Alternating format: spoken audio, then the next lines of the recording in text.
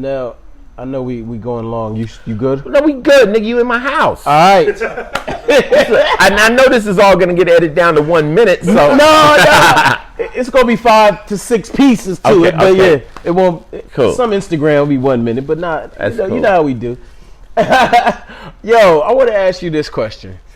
All right. Now, I don't want this to come off the wrong way because I have respect for everything that ever existed in hip hop. Okay. Period. All right. However, let me talk about the West Coast. Okay. Now, most times we only talk about pretty much IceT and on. Right. Right. I am privy to the LA Dream Team. Got it. And like all that other stuff before Gangsta Rap. Right. Now, New York, like just the other day, somebody posted a picture of T-La Rock, and I'm like, whoa. They trying to play him because his clothes were like tight red leather suit. But T-La Rock had the illest flow. That's what I'm saying, right? It's yours. Now, my question is, why doesn't the West Coast acknowledge the whole thing? I'll tell you why. It's because prior to what I started doing, it was more techno. It was Egyptian Lover. It was LA Dream Team. It was, let's see, you had LA Dream Team. There's a few other groups, but you probably know the names better than me. But it was done. Arabian Prince was part of NWA, right, yeah. But he was like a son of Egypt. Okay. But it was just more of a techno scene. Okay. And when I started to rap, Uncle Jam's Army was almost just doing full-blown techno because they were playing. I remember they used to go, Uncle Jam's about to go live, and they would turn off the record players and they would play an 808.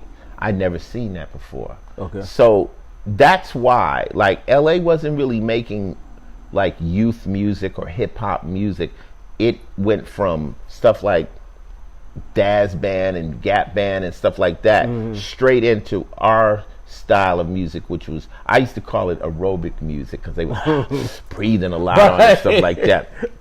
Snake Puppy, Rudy Pardee. But I think it's because they weren't rapping over rap beats. Yeah. They were rapping more over techno beats. And the first label I was signed to was called Techno Hop. Okay. Which was Unknown DJ. And I was on there with King T, and I was on there with Compton's Most Wanted. And that's why. So I think they draw the line to rapping. Right. More like, because you got to remember, New York invented rap. So rapping like New York rappers, the early people, you know, and the only reason I'm like, I just had the record out first. I had Cold Wind Madness, my first record was in 1982. Yeah. Right. So that preempts everybody. So wow, I don't even know if I know that one. I started around Reckless. No, the glove. When did that? No, you got Cold Wind Madness was done with Jimmy Jam and Terry Lewis, and that was my first rap record. And like I said, I was at a beauty parlor, Good Fred's, and I was rapping to the girls, talking that player shit. I'm the pimp, the player, the woman layer, the hoolie doula, the whole house ruler. I just pimp whores and slam Cadillac doors. I got so many clothes in my wardrobe each day. When I put some in, I gotta throw some away. The ladies say that I'm heaven sent, cause I got more money than the U.S. mint. I got a rag top Rolls, rocks on my hand, Maseratis and Mercedes Benz, ocean liners, private jets, Bel Air bookies place my bets. I own islands off the coast of France, and I wear designer shirt and pants. When I was brought into this world, my mama never asked if I was a boy or a girl, because I rolled over to her and gave her a kiss, and she said, yo, daddy don't rock me like this. So that's the coldest rap. Now, I do remember that. And those were raps. Those were my walking around raps. Right. So I'm in the spot, and they walk in, they go, hey, you want to make a record? They see me entertaining the girls. I went to the studio, just like Run. They threw me inside the Cadillac, and the chauffeur drove off, and he never came back. They took me in the studio. They had this song with Jimmy Jam and Terry Lewis up, and they pulled the vocals off. They said, can you rap over that? And I just started rapping, and then I made a hook right out of the air. I say, what was it? from the womb to the tomb, I run my game because I'm cold as ice and I show no shame. I'm a player. That's all I know. That was the hook. I'm a player. That's all I know. In a summer day, I play in the snow. From the womb to the tomb, I run my game because I'm cold as ice and I show no shame. And then I just went into the next. So the only thing I really wrote was that. And then I just went from rhyme to rhyme to rhyme to ones my walking around rhymes. And I made a record. That was the first record, Coldest Rap, 1982. That's crazy. And the reason I know it was 82 is because I say I drove off in my vicious 83, and and I was lying like I had a car that was coming out next year, but the 83s ain't out yet, my nigga. yeah, they ain't out yet, but I got one, And at that time I was hustling, but it was just something I was doing, making rhymes just for the hell of it. I didn't take rap serious until I saw Run DMC in concert at the LA Sports Arena, and them niggas had lasers, and I was like this, like, word? Like, that's when I realized this shit could be rock and roll. That because up to that time, we were rapping at skating rinks, we were rapping in garages, at house parties, basements and shit. Right. And no one had ever really bought a car rapping. So I'm like, I got to keep hustling. I need to get paid, right? Yeah. And I saw that. I was like, word? Oh, this shit is real. I think that night I must have wrote like 500 rhymes. I got to it. I was like, yo, this is going to be big. And Run DMC is the group that took rap from the small club to the stadium. Absolutely. And that was it. Absolutely. I was listening to your music. Obviously I know your music already, but I was listening to it again today just to reacquaint myself with some of the music, and I was listening to High Rollers, and I immediately thought of Tekashi 6ix9ine, because I was like, and that's you better watch your back. Yeah, if you want to be a high roller. Yeah. Where's the disconnect now with the kids, the streets? Is it? It's Instagram. It's Instagram, because on Instagram you could be anything. Right. Like KRS said back in the day, you had to have political clout to touch the mic. So back then, you can't be rapping no high roller and walking around LA and try to get on a mic if you really wasn't the business. Right. Nigga, you came on the bus. Like, how the fuck is you fitting to rap this whole hustler shit? You had to come in there with the entourage, and there wasn't no budgets. So when those gold chains we were wearing, that meant that was street. See, back in the day, if you had on gold chains, that meant it was not only street money, it meant you could wear it and nobody would fuck with you. Right. So like when I came out here to New York and I met Supreme Magnetic and all them cats, and they had the big chains, that wasn't no budget. Right. That was, we are the Decepticons, and we take these things and we wear these motherfuckers in public, and you bet not fuck with us. Yeah. So it was a gangster that went along with that jewelry. When you would be in a club and you seen cats with jewels on, who are them niggas? Who them niggas? Oh, right. That's such and such and such. Is okay, cool. If you was unauthorized, it was coming off of you. Right. It was coming off of you. The whole night, everybody's thinking, can we rob that nigga? So you need to, oh no, cool, okay, cool, what? So now, it's a whole new thing. You get your budget, you get your starter kit. The drug dealer from your neighborhood puts all his jewelry on you, and you get on Instagram and you holding money and you putting this out there, without any real regard to the crimes you're committing, the dry snitching you're doing on yourself, what you're telling, what you're putting out there.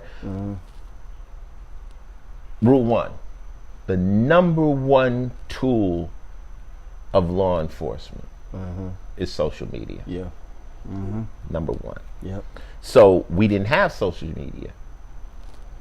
I got years of my life that's unphotographed because at the time we didn't want pictures. Right. We're breaking the law. Yeah. I don't need no motherfucking picture. Like, what are you doing? It's a new game. So the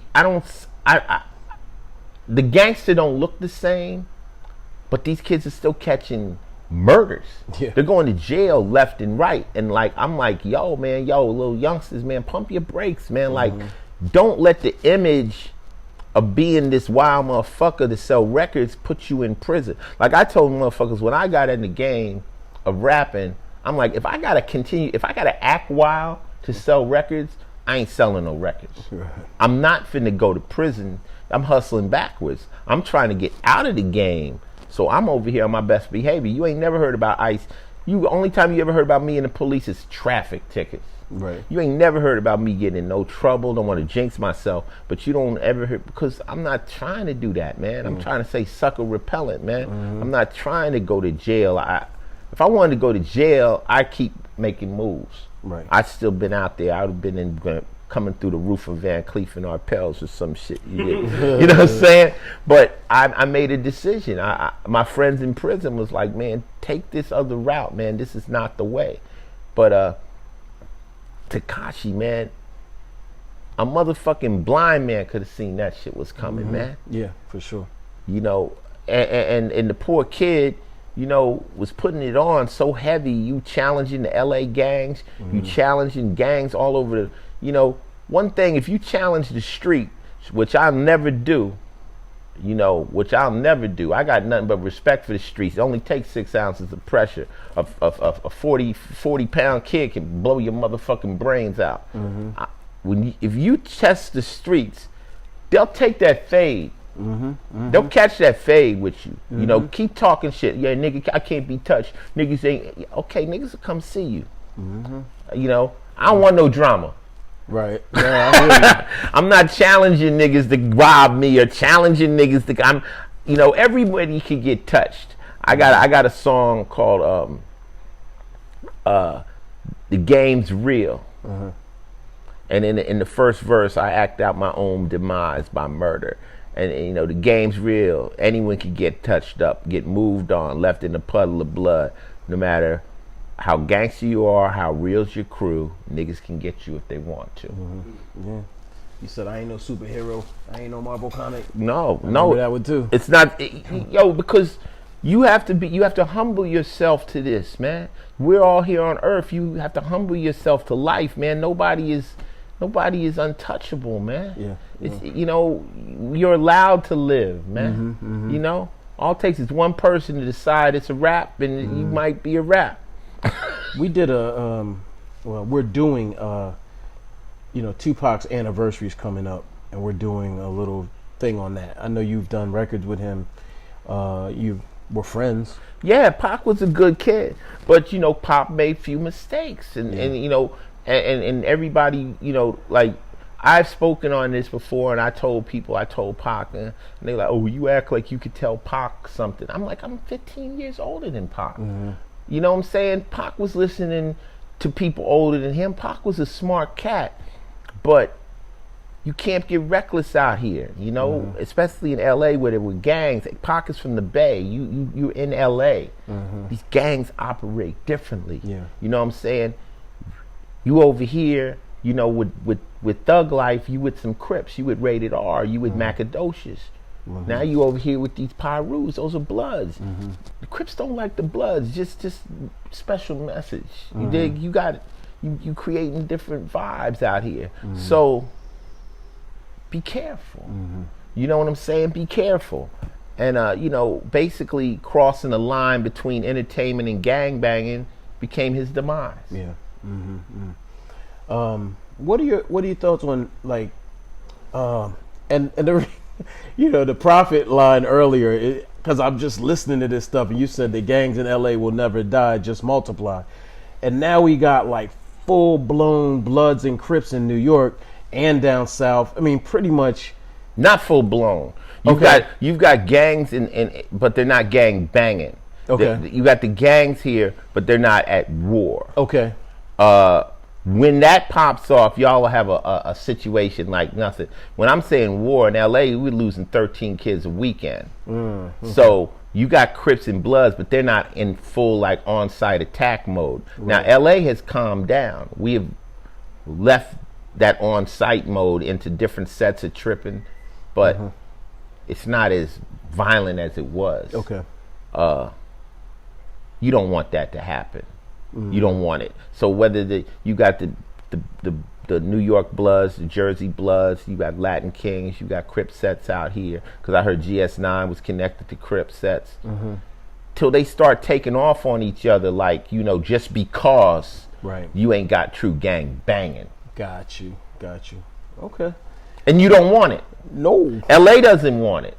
You know, I mean, God rest his soul, Nipsey Hussle brought a lot of Crips and Bloods together. We have to understand that, you know,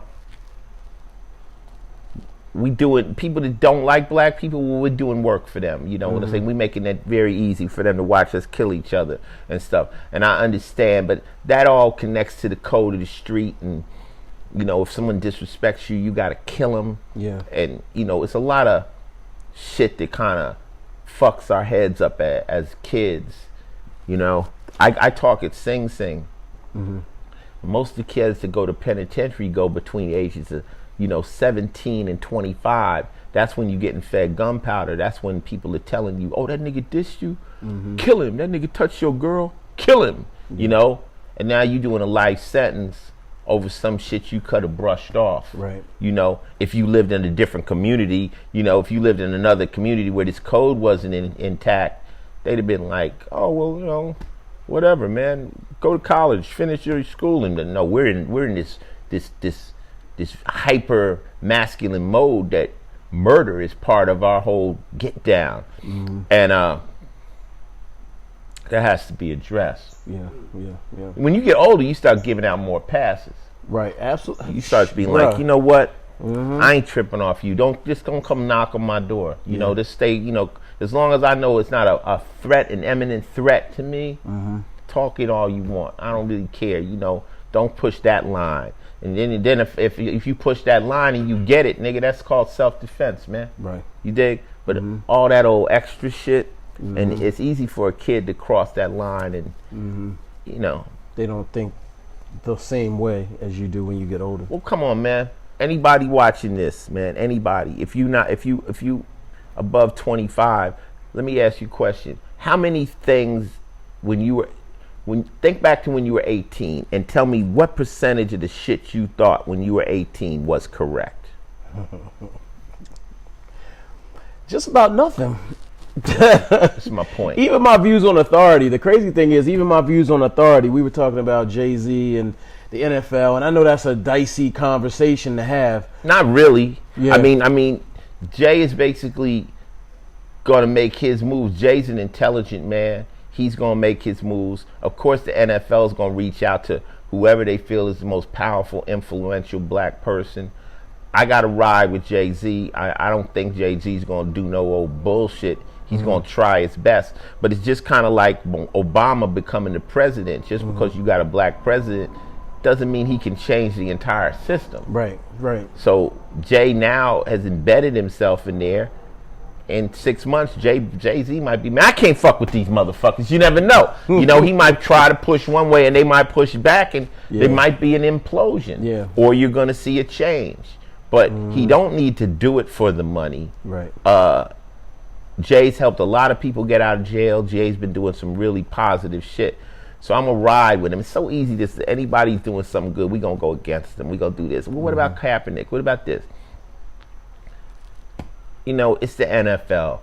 NFL employs more motherfucking black millionaires than any other corporation in the fucking world. More than baseball, more than basketball. The NFL got more niggas on the payroll than any place. Multi-millionaires. You can't boycott the NFL. What the fuck are you doing? Well, I kind of am boycotting the NFL. You are? I haven't watched in this is my third season in a row. I'm not going to lie. Why are you mad at him, though? Why are you mad at him? Why are you mad at him? Are you mad at him because... Let's start what we're mad at. Let's start it off. We're mad at them because Kaepernick took a knee against police brutality. They got mad at Kaepernick. But they're running a business. They're running the show. Now, Kaepernick decides to go left and do something that's not part of the show. That's like me in the middle of Law and Order deciding to take a knee. Yo, dude, camera's running. Like, you want to protest right now? Do it elsewhere. But right now, we doing this. Okay, so he did it. he got himself in the mix. He resisted. You got to be prepared for the shit back. Okay. Mm-hmm. The NFL is trying to put on a show. Yeah. They don't have to buy in. So then let's get it. Then they spin it. Uh-huh. He hates America. Right. Oh, the spin is what fucked everything up. Right. The spin is what fucked everything up. He hates America. He hates the troops. He hates the people dying. Right. He can't. Our troops. Trump spun it. Right. Oh, he hates all the young GIs.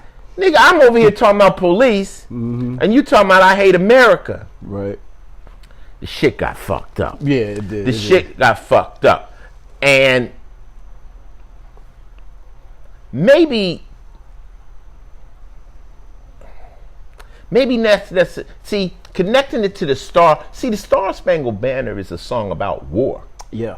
It's a song about a battle. Battle, yeah. Mm-hmm. It ain't really a song about niggas. Right. It's a song about... There's a third verse, though. What's the third verse? I forget the third verse. Educate me, because I want to know.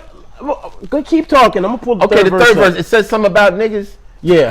It says, keep whooping on niggas and keep us where we belong and all that. But I get it. So we're mad at the third verse? I'm just telling you the third verse exists. I'm just trying to figure out what's making me stop watching the Raiders or watch my football with all my brothers running back and forth getting millions of dollars. I want to know why I'm so mad. Well, I just want to know. I mean, I might be wrong. IceT ain't always right. Well, Ice, let's just say... Let me hear that third verse. You got it? Okay, here's the third verse. The controversial third verse of the Star Spangled Banner says... Hold on. Here it comes. Here it comes. It celebrates the death of slaves. All right, here it is. You want to hear the whole thing or just the part about the third verse? Just the whole verse? Whatever. It's a short verse. It's not that short. Okay, go. Here's the part. What celebrates the death? No refuge could save the hireling and slave from the terror or flight or the gloom of the grave. And the Star Spangled Banner in triumph doth wave. Oh, the land of the free and the home of the brave. So it basically says... The land of the free and the home of the brave. And it doesn't say nothing about no slave. It does, right here. No refuge could save the slave from the terror. Somebody sings that. No, we never sing it. We stopped singing that part. We stopped singing. Nigga! You talk about an omitted verse of the Star Spangled Banner. Nobody ever heard that. Nah, but I'm just saying. Okay, so that I'm just okay, telling you. I got it. Okay, listen, I got it. No, why is he mad? I want to see why you say. I am okay. First of all, before I say what I'm about to say, it. I mean, I am very battle weary. Okay. I'm just gonna say that. I'm an Eagles fan. Didn't watch I've said this before, I'm going to say it again. I didn't watch the Eagles win their first Super Bowl. I'm a little bitter right now. So I would like for this whole thing to be over. I'm going to help you get over it. I'm going to help you get over it because I understand, but I think, I don't know. Let's try it like this. I don't know if boycotting the NFL is the answer. Okay. I don't know if that's the answer. I say stay on the cops' bumper. Okay. I mean, fuck the police and all that old racist shit that they out there doing. Mm-hmm. Fuck them. Kaepernick dropped to his knee about that. The police killing people in the streets and no one's dealing with it and addressing it. He happened to be a football player, so he protested during his job and his job got mad. Mm-hmm. Okay. Mm-hmm. Mm-hmm. They twisted and spun him into saying he hated America, which couldn't be further from the motherfucking truth. And right on, Kaepernick, you made your point. You did your thing. Okay. Mm-hmm. But why am I not watching the NFL now? Because they boycotted Kaepernick? Right. This is the problem. The people are with Kaepernick. You know, and right. Whatever that means. The people are with Kaepernick. Right. If he doesn't have a job, there's going to be some form of ongoing discord. But now you got to understand, you created so much drama in this place, NFL teams don't necessarily want to bring in a star that's going to bring that. I mean, you got a lot of people. What's the man right now that's going through it with the Raiders? Antonio Brown. Yeah. If you step out and you become bigger than the game, you can end up out of the game. Allen Iverson. You can end up out of the game. Rodman. You start to become bigger than the game. A lot of people are like, it's like being in a movie. It's like you're a great actor, but we just don't want that energy. The drama, yeah. We don't need that. It's what it is. Yeah. You know what I'm saying? I think I don't know what Kaepernick thought, but it's like once you curse out the boss, it's like they're not going to be cool with you. It's going to be a problem. You're in a zone and stuff like that. I mean, I would love to sit with Cap and sit, because I was attacked by the president. I was attacked by Tipper Gore. I got, I had to leave my label. Warner Brothers, had to cut ties with me because of Cop Killer. He dropped to his knee. I made a record called Cop Killer. Okay, they wanted my motherfucking head. But I never expected Warner to have my back. See, that's the thing. I knew if I did this, Warner ain't gonna have my back. Nobody. I'm on my own. Yeah. I'm not gonna expect for the company I got in trouble to hire me back. It's like, yo, I'm a black man. I got to say this. Goodbye, Warner Brothers. Goodbye. And I've been indie ever since. This is the price you pay. Like you. Then later on, life changes. You become vindicated, and you get another job someplace else, and you go down in history. You go down in history if you make something or you break something, okay? He broke something. You go down in history. But life is not just going to come back the way it was. It's just, it's just how it is. It's part of rebelling. Yeah. Wow. It's part of rebelling. So if I'm working with you and I'm telling you, fuck you, your racist beliefs, this, that, and this is how I feel, and you're like, this is really how you feel? Say I'm a woman, and I'm go, yo, you guys are sexist, fuck you. This is really how you feel? Yes, this is really how I feel. Blah, blah, blah, and I'm the fucker. And you guys go through a whole bunch of shit, da-da-da-da-da. Okay. She was right for what she said. Maybe y'all was a little wrong. She can't think she's going to come back and work with you guys. Yeah, right. No, I've had that with all hip-hop. A couple of times, people... they got tight. They said some things. We, went our separate ways, and then... No, hey, but we're not going to be kicking it like we was. Yeah. That's all I'm saying. Yeah. I think there's a lot of room for Kaepernick in sports, maybe in politics. You know what I'm saying? Jim Brown moved on and became big in politics and stuff like that. There's one door closes, another one opens.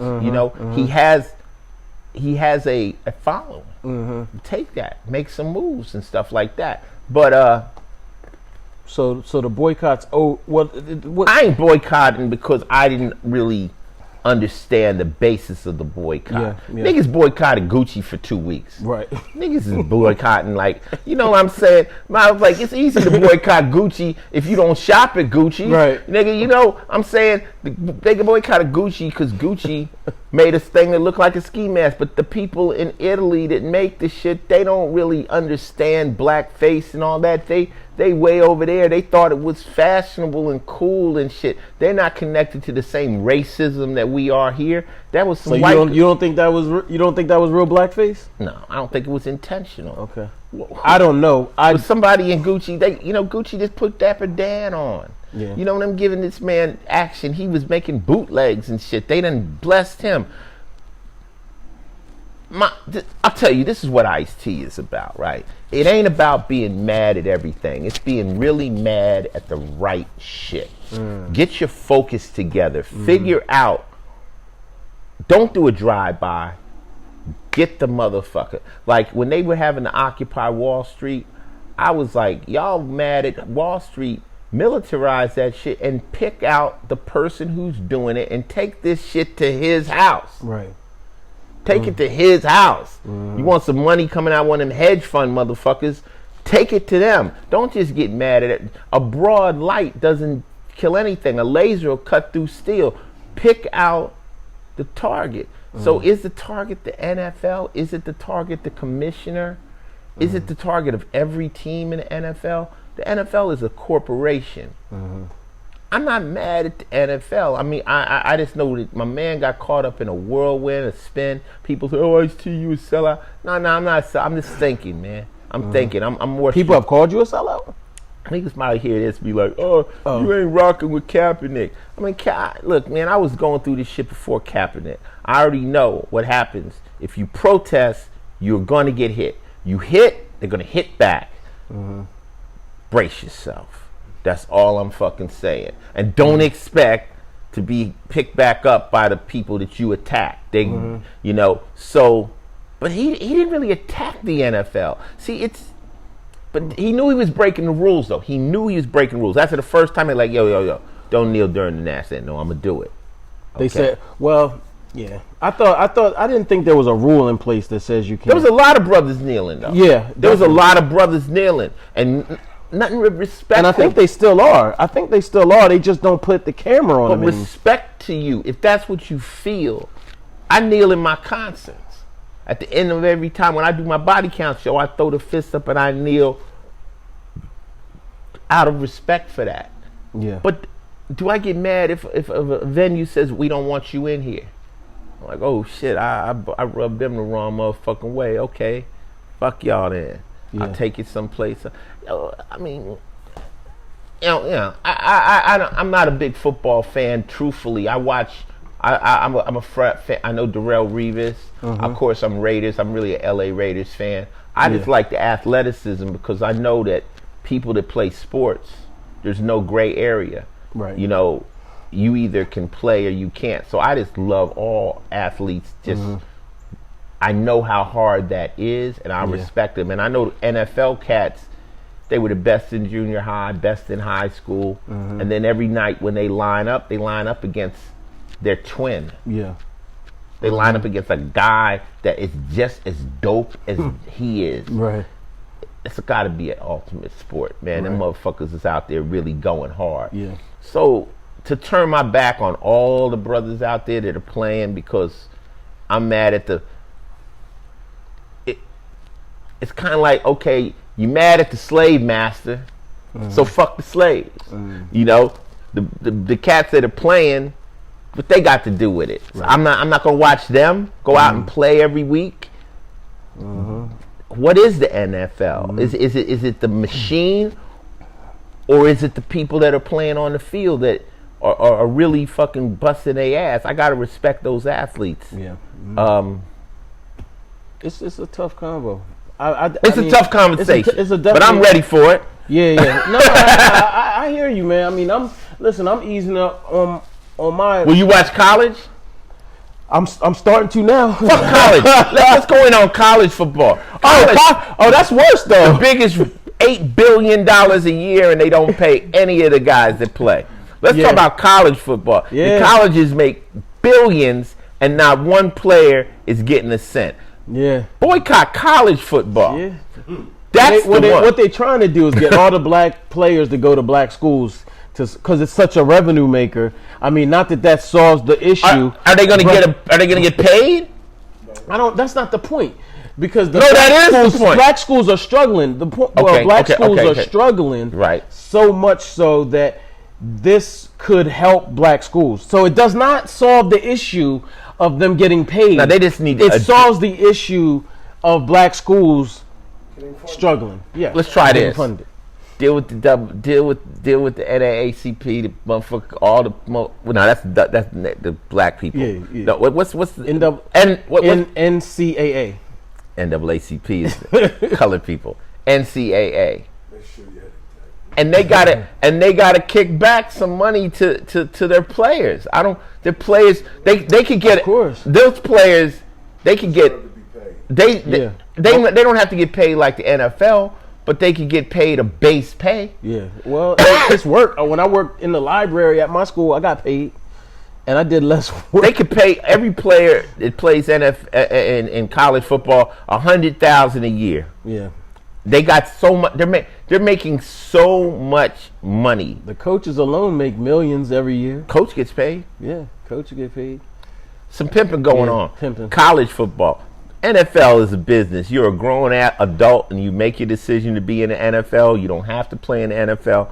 college football, you need to play in it to get on to the NFL, and they ain't paying nobody. Let's talk about that. To be continued. Oh, now that NCAA gonna send a killer to my house.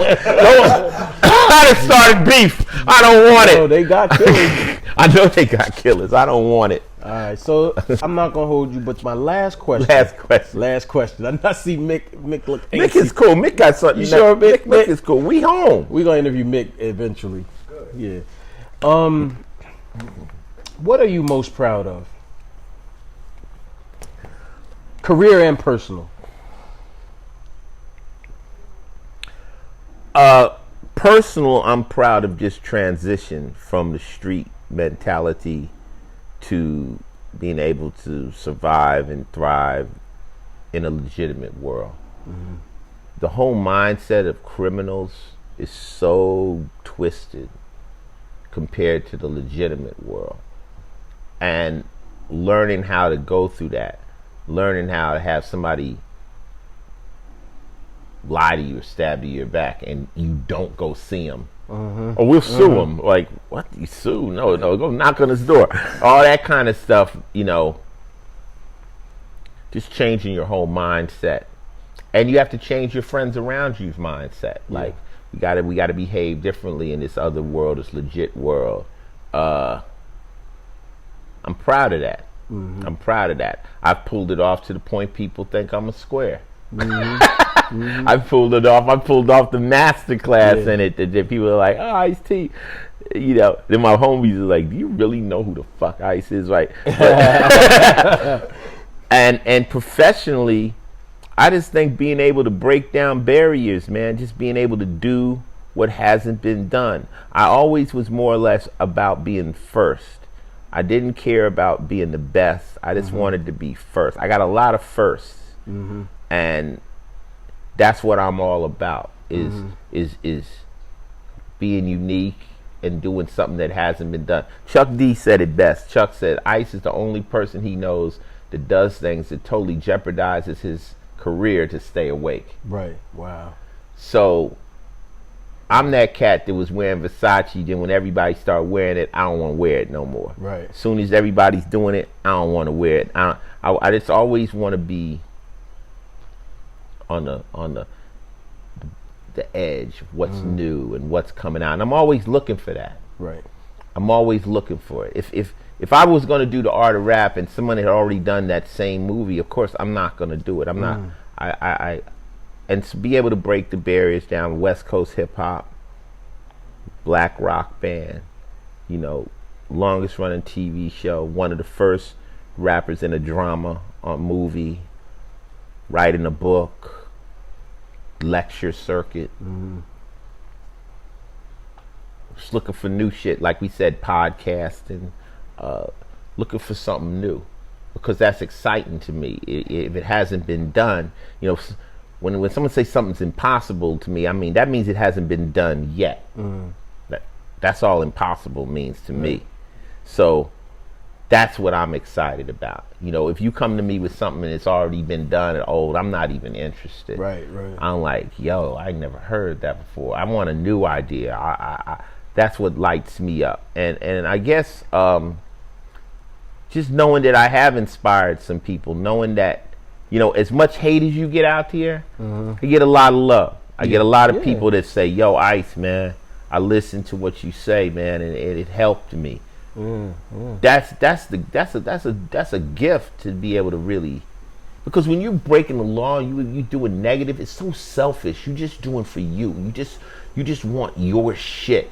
To be able to turn around and do something to help other people and them to really say, man, that I heard you played yourself, man. That fucking caught me, man. I started thinking about shit. That's like my new food now. That's like my new thing. I like to inspire people. Because what do you leave here? Like when you die, which we all will, all you leave is your legacy. Your who are you? And like only thing I leave for my kids is my reputation. If I'm a sucker, if I'm a snitch, if I'm a rat, or if I'm one of any of these negative things, when somebody meets Lil Ice, they like, yeah, your dad was a piece of shit.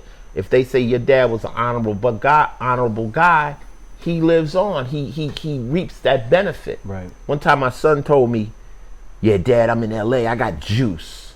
I'm like, nigga, that's my juice. That's my juice you got. Now let me go fuck up and see how good your juice is. But then you think of people like Bill Cosby, who spent his whole life and then ended up in some bullshit, which was mostly by his means, his doings. And now his whole family's caught in that shit. Yeah. You know? So that's important to me, and I'm not done. I'm still here. I can still fuck this up. Absolutely. But you know, you have to be aware. I hear what you're saying. You have to be conscious of it. Yeah. Chuck, right now you got good rep. Yeah. That's what's passed on to your family. You know, God forbid you're gone. You got daughters? Yeah, one. Yeah, I'm Chuck's daughter. Oh, okay. Well, that's how it happens. Oh shit. Right. You know, I'm Nipsey's son. Oh, okay, cool, cool. Yeah. But you say you somebody, and people like, so we wasn't feeling them. Right. So that's it. But you know, I know you'll never have 100% of the people. Jesus didn't even have 100% of the people. You're always gonna have if you can get a 50-50 share, you won.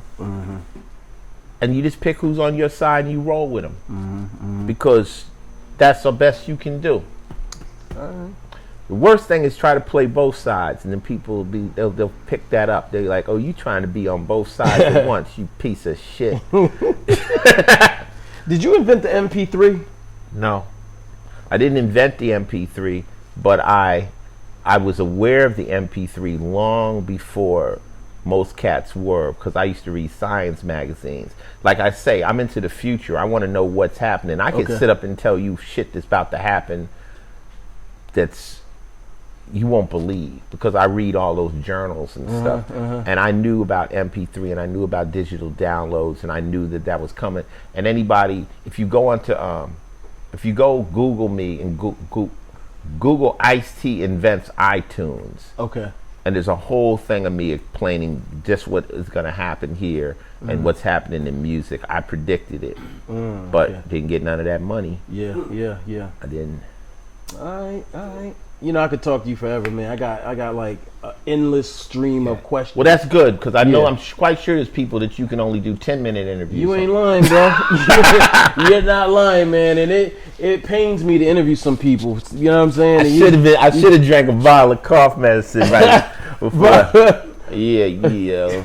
I gotta ask you how you keep doing it, because I'm starting to, you know, everybody's getting older. You know, we're getting older. Well, you know the first three things that happen with age? What? The first thing is loss of memory. Okay. I can't remember the other two.